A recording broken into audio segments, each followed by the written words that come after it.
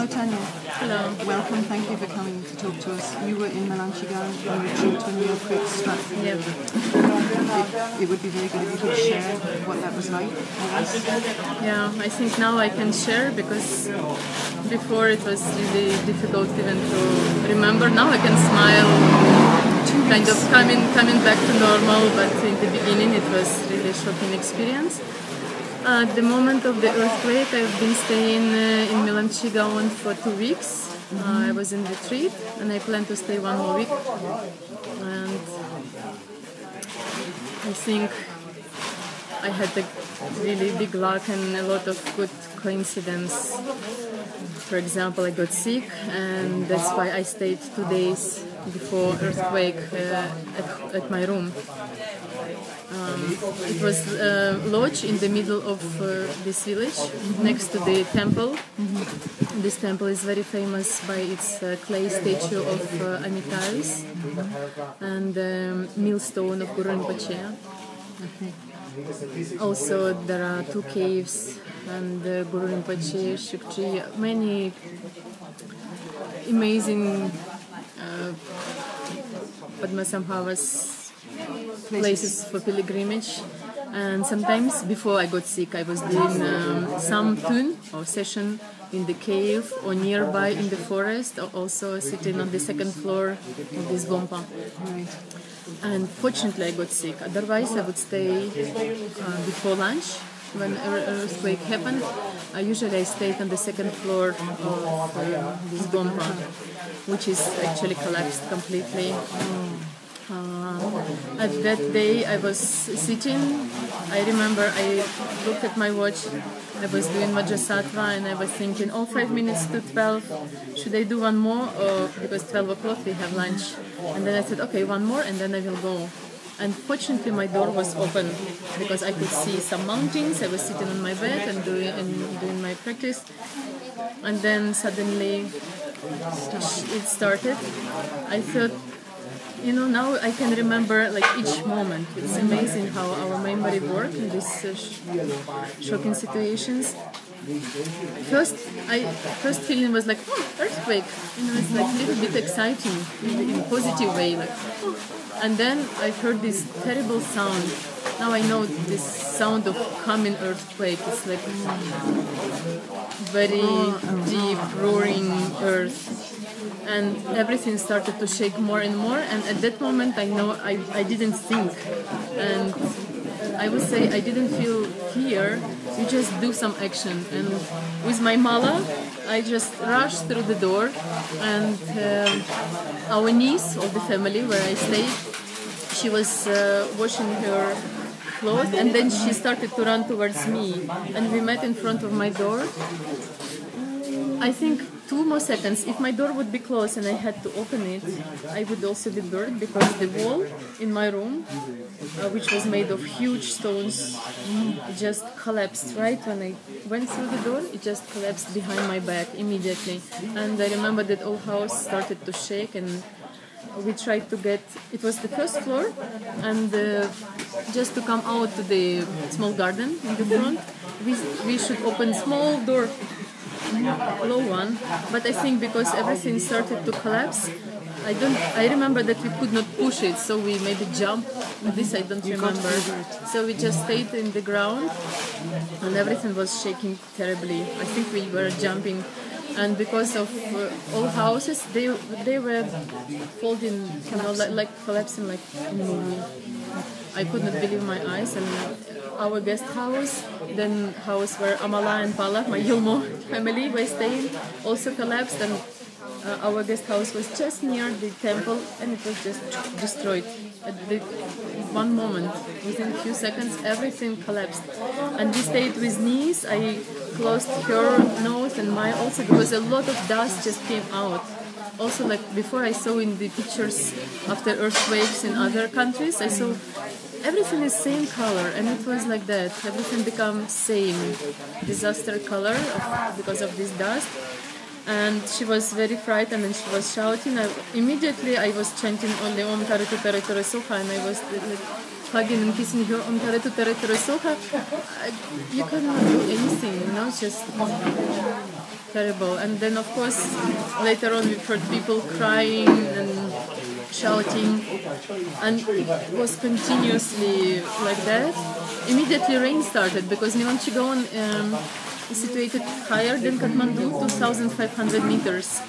So fortunately also that I've been wearing a lot of clothes, and also I was sick, so I was wearing hat and many clothes, and it became very wet quickly. We stayed on the ground, but each house has a lot of wood covered with this plastic, so we went under this plastic waiting because we could not move much. You know, I thought in my mind, yeah, probably I should run and save people, but you cannot do anything because everything is collapsing and moving. And you were looking after this one child. Yeah. But you didn't see anybody else yet? No. And I called, when it's quiet down a little bit, I called Amala because she's supposed to be in the kitchen and it was completely collapsed. Fortunately, she just went out, to pick up some onion, and then she was outside. Actually, I think all protectors were working really hard to save. 7,000, it's a lot of people, but it could be hundreds of thousands or maybe millions. If it happened at night, we all would be dead there, definitely. Because on the place where my head's supposed to be in the bed, it would be definitely smashed by stone. All people would be dead in the villages, everywhere, I'm sure, because all houses, they made in the ancient style. For example, Melamchi Gaon got the road only 3 years ago, I heard. So there are just few houses made of cement. And also they were cracked too much, should be repaired, rebuilt completely. Actually, village shop survived because it was made of this raffle metal. Corrugated iron? Yeah. And we've been able to buy next day soap and matches, chocolate. Yeah, everything actually. But I think Melamchi Gaon got lucky also because many guest houses and they have a lot of tampa and beaten rice, so next day we pulled out from the rubble. Yeah, from the rubble, everything. And first day people grouped on maybe 3 big camps. Only 2 people died in Melamchi Gaon. One person was sleeping in the house, and another man, he went on the forest and it was big landslide, so they were burned maybe a couple days later. We had some injured people and they were evacuated on the Sunday, next day.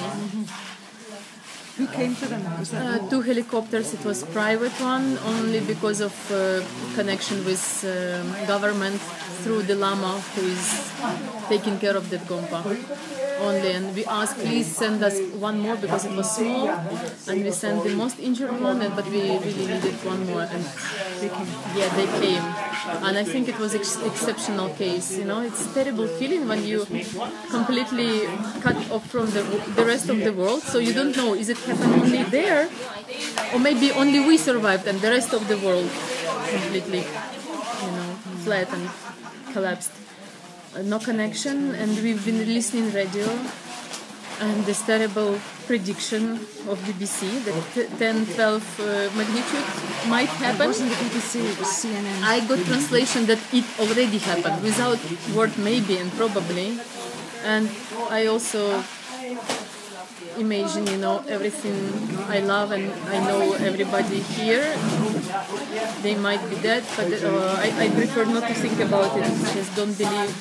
And later on we got news that Kathmandu is okay and Boda also okay, but I've heard different versions, like Boda Stupa completely ruined, or one big crack, or then later on just one small in the top.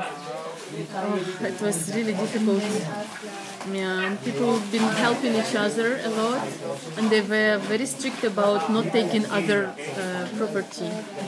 Even my grandma of my family, I've noticed on the 3rd day, because we've been moving from one camp to another, on the 3rd day each family, almost each, came back to their own land. And just stay with one family. It would be easier for everyone. And I've noticed, my grandma, she doesn't have shoes. And I just saw nearby, next house, many shoes. And I said, oh, can I bring you shoes? And then she said, no, no, no, no. So they're very strict about it. Then later on they get from their own house, but they could not take from other. Even if it's not yours. Yeah.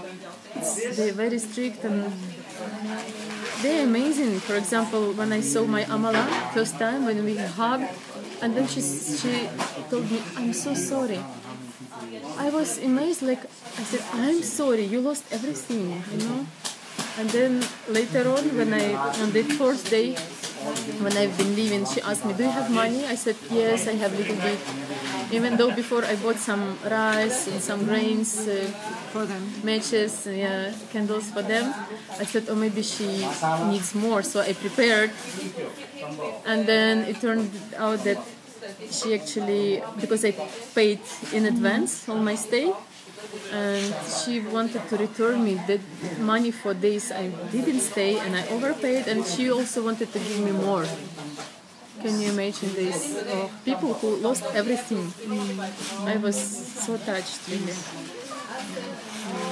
And fortunately, children also were not injured, because in this village they have very big school, the best in the district. Even children from Kathmandu, Kapur, Patan coming there for stay like half year. They have hostel, and of course it was also luckily it was Saturday. Luckily it was Saturday, and some children came with parents for entrance tests, but they were all saved also. We were very fortunate. Look at it that way. There's a lot of good fortune mixed in with tragedy. If it happened also on the other season, winter time, it would be much worse. Yes. And of course, I've been thinking about people who got stuck in mountains, because even survived after this first day of earthquake. I was not sure that a huge wave of stones is not coming, because it was so loud and everywhere landslides. I thought definitely it's going to bury us. You know, we were still not sure, are we survivors or not yet? Yes, because there was a big quake 24 hours later. But in our case, it was easier to experience it because we already everything collapsed. So nothing, we just were jumping on the earth, and praying everybody. But I was thinking about those people who stuck in the mountains, and it was actually a terrible feeling when you hear the helicopter coming and it's not landing, and they just making shooting. And we've been like having hope, and then it was gone. So how did you make your way down? How did you take that decision? When did you? I met some other NG foreigners who also got trapped during earthquake there.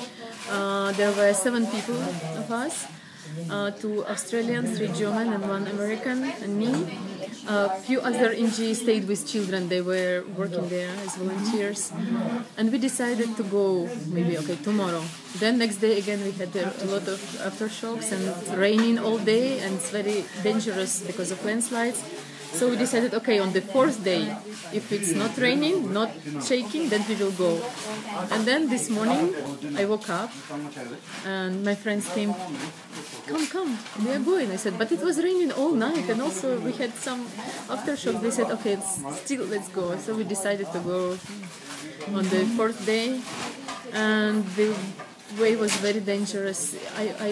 I would say I felt more danger walking down than staying, because we are in camp, and every day camp is improving, more comfortable. Last night I had a mattress and blankets, because first night I was only under my plastic, but I was the last one, so all rain was on me. But the 3rd night was quite comfortable with my family, and we make very nice shelter with our dog inside, And the way back was very dangerous because we went as all locals did, the shortcut. It was just on the edge of all this landsliding, and we've been crossing through many dangerous places. You just cough and then it can probably... So aware that if an aftershock comes... Yes, any moment it can come, and it was really dangerous, but what to do? We don't have many choices, so we should go. And we went through the bridge. Fortunately was not destroyed, but then we find out that a lower road to Timbu was completely destroyed, and some people got injured trying to go through it. Locals, even local people, they were just rolling down, and then we had to go again up. We lost the trail because local villagers said, "Yeah, you just go this way, and then you will find the big road." And it was raining and we got lost.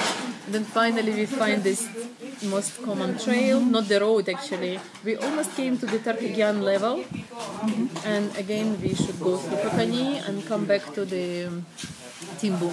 So we've been walking almost 12 hours, 11 and a half, because one of us a little bit slower, and of course we stick together. Yeah. Was it raining? Did it rain? Yeah, it was raining half day. Yeah. And fortunately, when we came back to Timbu, we were completely exhausted. So but on the way, people from the villages, even having, like burning their people, they were all calling us to eat. Really? Yes. And one village we could not say no because it was lunchtime, and they were like really pushing and insisting, so we could not say no. And they give us a lot of dal and rice and showed the way. Yeah, they're very kind. Yeah. Oh, I think all people felt like more united due this disaster. Looking after each other. Yeah. Okay, so then how did it feel when you got back to... So you got to Timbu, and then how did you get... We stayed one night at Timbu, Yes. and then we walked again next day, almost 6 hours, because the road was not cleaned yet, to Melamchi Bazaar. Yeah, then... A bus or jeep? My friends, other Inji, they went by bus, and I stayed in this Italian camp because we've been waiting another group of our monks who went to the village. Then, two people, we stayed there, and then we went by our jeep here to Gompa. And coming back to Kathmandu, I could not believe my eyes. Everything is changing comparing to villages where there is no even one house there.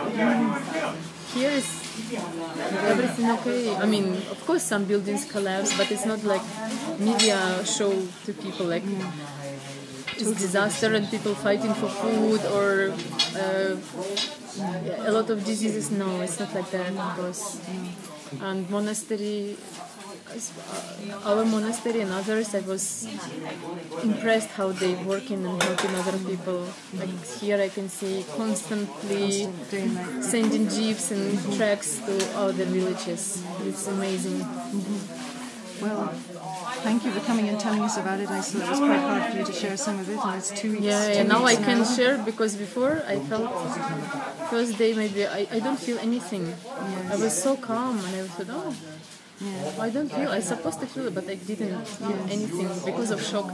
Next day when I started to cry, it was some relief. And even coming here, I thought I'm okay, but no, I was not okay. I could not even smile. I was like vegetable because of... Yes. Yeah. I saw your face the day you came back. Yeah. It was a scary face, really. So do you have, I mean, just to finish on a kind of an optimistic or positive note, is there anything you would like to see us do to help these communities that have been so flattened and to repay some of the kindness that people showed to not just you, but everyone passing through there? Now I'm also thinking how to help in the more long-term kind of plans. I think we've been also discussing and receiving some feedback from locals, because our NG foreigner way of thinking, just we can order like ready-made house, there are some good ones we can deliver here probably, and Nepali people would not live there, they would not like it, so I already actually find one very good Nepali project since many years they've been making houses from bamboo and adobe. Yes. It's like clay and mud, and it's very good. And they can make Nepali-style villages. So I think our way of thinking, like we should do everything for them and that they will live happily, it will not work with Nepali people. They also should wake up and do themselves. We just support with instruments and materials, and I would like to, of course, to provide some new ideas of the way of life, lifestyle, like thinking more about is it earthquake proof or not, and of course thinking more about environment, because I mean, of course, this is like natural disaster due to Earth's plateau moving processes, but also we're talking about individual and shared karma. Yes. So our way of perception and doing, of course, it also add some bad or good karma in the wages. So I think polluting water, rivers, Nepali are quite contradictory. They so devoted and doing puja for nagas, and at the same time they polluting water, so they don't have this connection in the mind. So I think it would be good to bring up, I mean, using this opportunity now when they I think, more open to perceive new information, new knowledge, to influence them, and also this sacrificing animals, slaughtering actually during the Sai festival. I mean, it creates a lot of bad karma for the whole Nepal. Of course, Buddhist monasteries, they all praying intensively these days during the Sai slaughtering. But I mean, of course, it adds a lot of bad karma for whole country. So yes, it's a good opportunity. Well, keep us posted if you come up with any ideas. There's going to be a big drive now. That's our emphasis. Now the acute phase is over, really, for helping with acute relief. We're going to be, this organisation, many are going to be concentrating on rebuilding, restructuring, and trying to move forward. So stay involved. Yeah. Thanks for talking. I'm staying in Nepal. I love this country.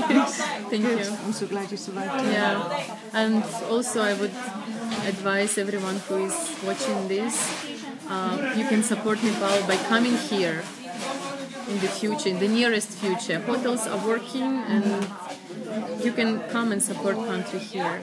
Don't be afraid. And people are still amazing, as always.